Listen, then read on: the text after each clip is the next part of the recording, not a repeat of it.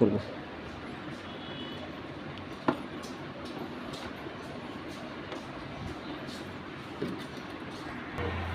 দেখুন এবার গাড়িটাকে আমি স্টার্ট করছি। আমি সেই জন্য চাবিটাকে এখানে অন করেছি।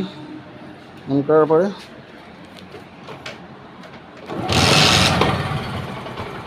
দেখুন গাড়িটাকে আমি স্টার্ট করেছি। এবার চলুন গিয়ারগুলো দেখে নেবো। গিয়ারগুলো দেখে নেবো, আর বাড়াবে না কিন্তু, হ্যাঁ, মানে সবে ইঞ্জিনটা তোলা হয়েছে। আস্তে আস্তে গরম হয়ে গেলে টিউনিং একটু বেড়ে যাবে। দেখুন 5টা গিয়ার, হ্যাঁ 5টা গিয়ার আমি দেখে নেব।